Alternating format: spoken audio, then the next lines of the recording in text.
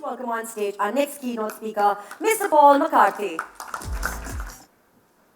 Crikey, as we say in Australia. That was quite a speech, Cindy. Some introductory remarks.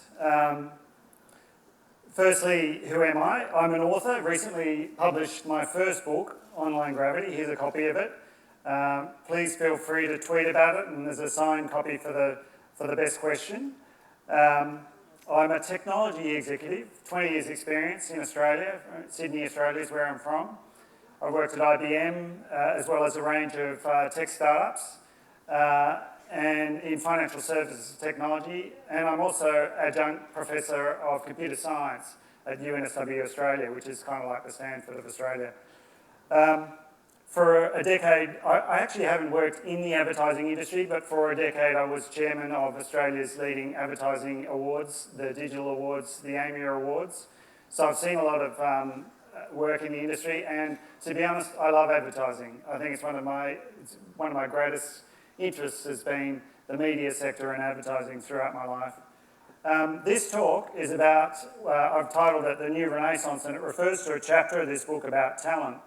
It's a rather ambitious title, and I just thought, by way of introduction, I might preface what the Renaissance means to me.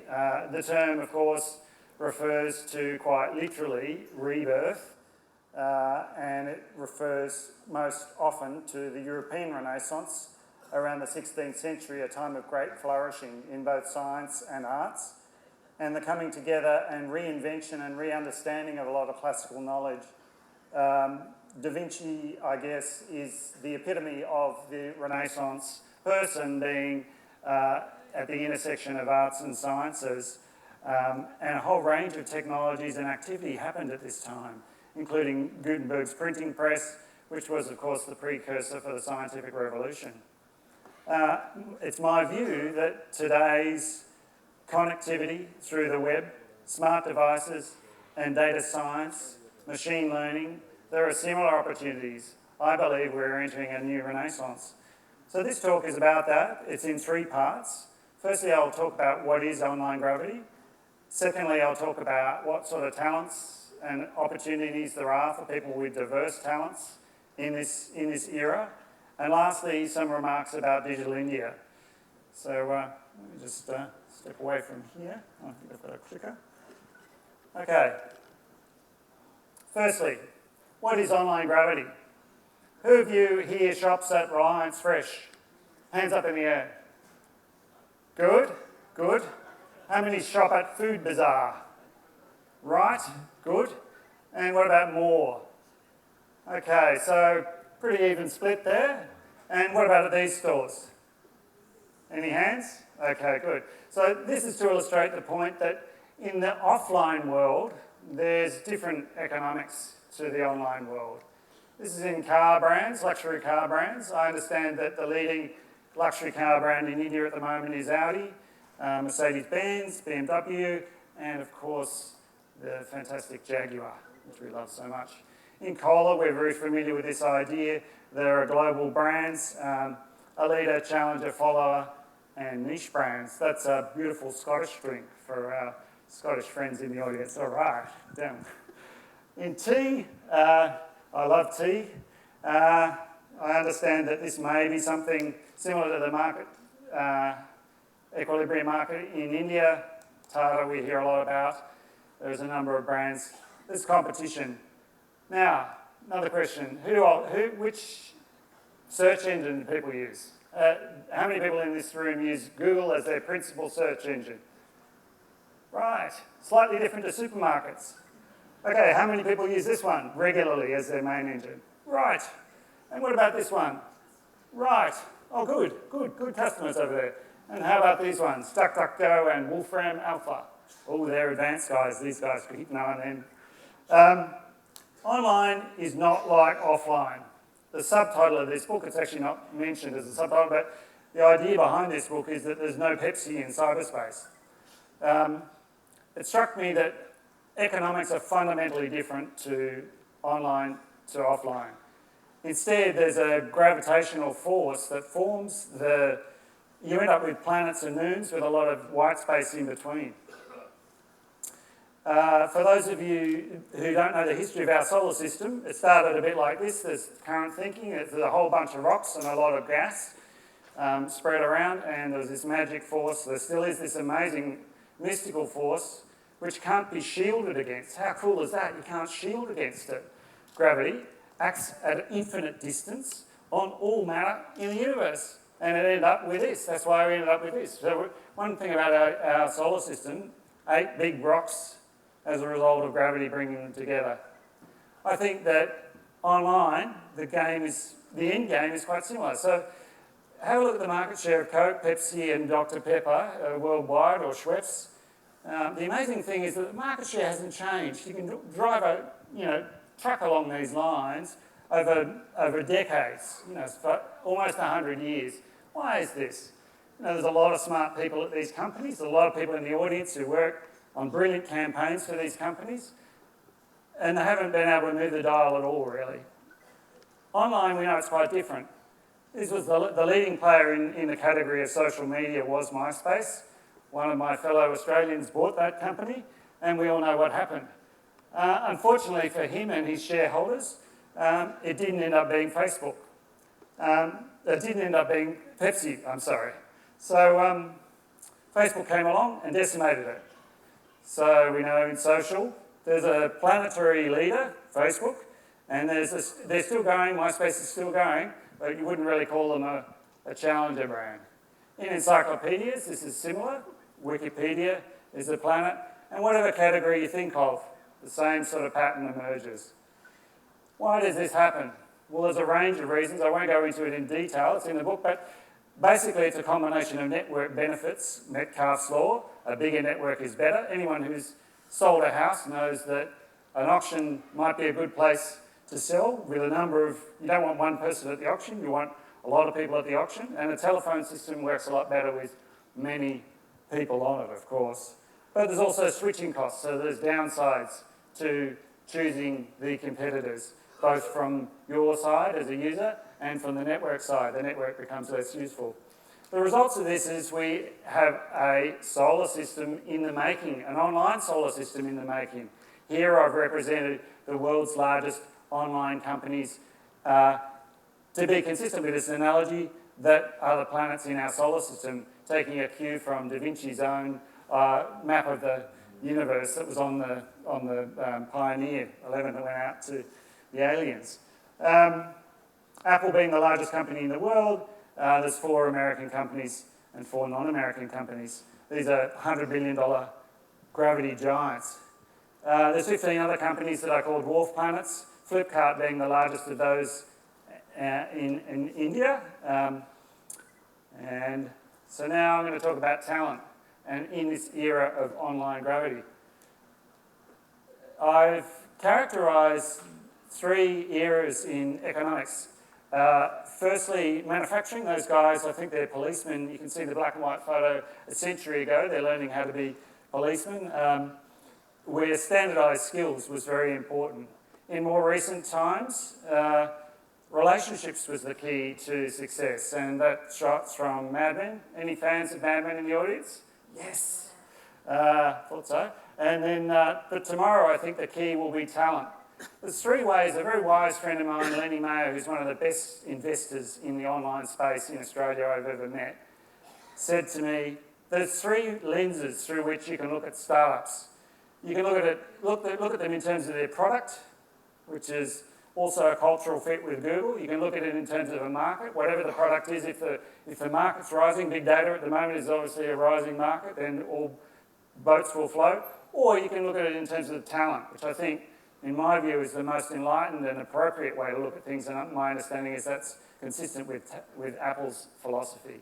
I don't believe, by the way, that any of these are wrong, and it was a great enlightening moment to me to see this, because I'd had many conversations over the years with other technology investors who, quite frustrating conversations, where they said, I want to see the IP, I want to see the patents, it's kind of like, right, okay, and but I think a more enlightened view is to look at the talent. But let's look at today's top employers. One of the amazing things about the web and around data science is that we can learn things and see things from new perspectives like never before. We can see inside companies that we've never been able to see before. Companies like Glassdoor, LinkedIn and Ivy Exec allow us to see this, especially, for example, secretive companies. There's many companies that have been quite secretive, either because they're making lots of money and they don't want people to know, or they don't want their talent poached, or they've got special proprietary IT technologies. Now, because of LinkedIn, any company of over 20 people, it's impossible to hide, basically. You can see inside them. I've done a lot of research, which is in the book, which looks inside some of the leading companies. You can also learn which employees move from which companies to which companies. LinkedIn has one of the most valuable data collections on the planet, without any doubt, because they understand which companies are attracting which talent from which companies, and they've done a ranked listing of the most popular companies in the world, and guess what? They're all gravity giants. So not surprising. So in more detail analysis in the book, I've looked at what makes these companies successful. Today's companies, gravity giants. There's more computer scientists. I guess that's not a surprise. More statisticians and economists. Many of these companies, like Amazon, for example, run like economies, so it's not surprising that economics is in vogue. But this is the rub. There's more artists and designers. There's more immigrants and outsiders. And there's more self-directed learners. Gravity giants have more artists. I worked at IBM for nearly a decade, and I love the company. It's a brilliant company. I was very interested to see, though, that Apple has 7 times the arts graduates employed on its payroll as IBM. And you might say, well, it's a consumer products business, it's a design business. It's fascinating, though, staggering number of fine arts graduates. You wouldn't credit it. Migrants are the majority of gravity giant founders in the US. Obviously, the web is a US-centric phenomenon at the moment. I think that's going to change. But nevertheless, the founders of gravity giants are invariably immigrants. Gravity giants founders are also curious learners.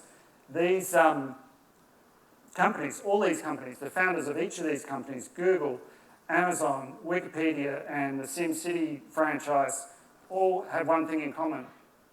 They went to Montessori schools. And I'm not a Montessori advocate. My kids haven't gone to Montessori schools. I'm not here to sell Montessori, but I believe that Maria Montessori had some pretty interesting ideas.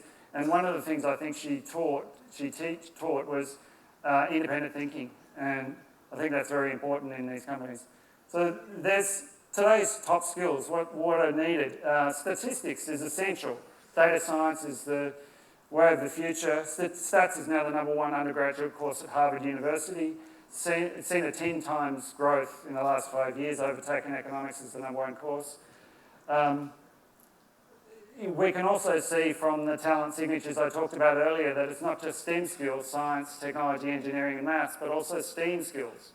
Science, technology, engineering, arts and maths. And the Chinese, culturally, I think, understand this. This was a survey of parents in the US and China, looking at their different attitudes to what they think will make success for the future for their kids. Maths and computer science big amongst US parents, but knowledge of the world's cultures, much more important for Chinese parents. I think they might be onto something. I call these jaguar jobs. When I joined IBM, they made the biggest corporate loss in history. Hopefully it was nothing to do with me, but they also, very sadly in Australia, lost all their Jaguars. All the sales staff used to drive Jaguars and they lost them all because they ended up driving Fords. So they were very unhappy. It was a very unhappy period. And the key, the idea is that in any business where you have to sell a high-value, complex product, you need people to sell it who have the trust of senior executives in that market. And they generally need to drive expensive cars, and they generally went to the private schools with people that make the decisions. So this is what I call the jaguar jobs. And these days, there's an opportunity to concentrate sales from a head office in one place and sell enterprise services, high-value services around the world like never before. This chart on the left shows a variety of companies and the headquarters centricity of those companies. LinkedIn and Zynga, you can see 70 or 80%. And I've seen this firsthand in our market. There's a company called Atlassian, which is Australia's largest technology company. It grew from 0 to 250 staff, from 0 to 50 million in revenue in less than 5 years. Not one person in the US, and all the money came from the US. This is the first time that something like this has ever happened in our market. So it's happening around the world. This is about the changing nature of labour and the way in which it's being divided and reunified. In the old school, the madman world, in the 50s and 60s, that wonderful world of advertising, people had what I might call eye-shaped skills. So they had very specialist skills. They were either the word people, the copywriters, the picture people, the art directors, the people, that's the suits, I guess, or those that are in planning and media that are good with numbers. These days, I think the biggest opportunity is people with T-shaped skills, or perhaps even pie-shaped skills, like John Lasseter, the founder of Pixar, where they start with one discipline, a disciplinary strength. In John's case, I think he started in traditional animation. He went and then he was an outsider and in an early stage of the development of that sector, and he learned about software. He teamed up with software engineers and learned a lot about software, and they created what's arguably one of the best companies in the world, Pixar, now part of Disney. There's also a rise of portfolio careers, so people acting, singing. There's a great one in Australia. This guy dubs himself the dub dentist, DJ at night and dentist by day. Victor and Spoils, many of you may know, a fantastic crowdsourced ad agency. They have this amazing proposition, client proposition. If you hire any agency on Madison Avenue, you only get 1/8 of the talent worldwide. If you hire Victor and Spoils, you get half the talent working on it at night, on your campaign at night. But the opportunity, I guess, for global passionistas is one of the key things that this Renaissance theme picks up on. And it sort of comes back to, I think, your talk, Cindy, too, is about doing what you love most. The opportunity's never been greater, I believe, with the web to do this. As a young man myself, I've always been interested in fine arts. At one point, I was thinking about being an art critic, and I wanted to, a newspaper art critic at Australia's leading newspaper, the Sydney Morning Herald. Unfortunately, I didn't choose that job because there's only one job and the guy's still there, and that was 40 years ago. But these days, rather than just having a job, if you're interested in the arts, you might start a gallery. There's a guy in the US, Carter Cleveland, who was interested in fine arts. His dad was an art historian and he studied computer science. He's created a site called Artsy. If you're at all interested in the arts and you haven't seen it, have a look. It's amazing. It's integrated the whole world of fine art from the private collection in through to the public museum and created this incredible resource of contemporary fine art. Duorama, I'll talk about a bit later. So this idea of hybridised roles is another key thing. So my sense is that generalisation or being able to multitask is going to be a skill in the future. There's a company many of you will use called WhatsApp, who built basically the equivalent to the world's telephone system, like what Ericsson did over the last century, if you like, with the landline system. Ericsson, with about 100,000 people worldwide and about 100 years, they created all the technology and built basically the telephone system that we all use today. And their company is worth about $36 billion. In less than 5 years, WhatsApp created a network with 500 million people on it, a similar sort of feat to what Ericsson had done. But here's the kicker, not just less than 5 years, they had 55 staff. One of the job descriptions of the first employees was German, Spanish, Android guy. So I think these kind of skills, when you can leverage the network to such a scale, being able to be across a range of things is going to be valuable. Talent as team is important. XYZ combination teams I talk about, multi-founder teams do much better than single founders. That's a known fact in the Valley. Sibling production teams in Hollywood do better. The Wachowskis, and famously the Weinsteins. Scientific research, this is happening as well. People are hiring whole teams rather than individuals. And the new triumvirate in the valley is the hacker, the hipster, and the hustler. That's the three people you need to start any company these days. So I'm calling this a new renaissance or neo-naissance. There's an idea there about proportional monospace type. That's the Steve Jobs. He studied liberal arts as part of his education, and that's why we have proportional type on computers, thanks to that education. There's some gaming stuff there from MIT Media Lab, dance stuff. There's all these developments, the self-driving car thing that Google are doing, they involve people with multiple skills crossing disciplines. Someone buttonholed me last night and asked specifically about the judiciary. How's online gravity going to help the judiciary in India? And to be honest, I can't answer that directly, but I do know that the idea of something plus usually technology is the way to kind of conquer the new world. This app on the right there with Philips, those of you who haven't seen it, I'd encourage you to have a look at it. It's a smart tablet iPhone app, iPad app, and it monitors your heart rate and your breath by using the camera on their iPad. It's quite incredible. It's developed in Philips. So that's the intersection of health and computer science. Of course, the wearables revolution with the smart watch, and there's our friends at Pixar. There are a whole range of new industries emerging, knowledge industries, and this graph was used in a economic report to the president, and basically it's an undercover look at jobs growth in the US. And again, looking at that LinkedIn graph, you can see which industries are growing and which industries are shrinking, renewables being the fastest growing.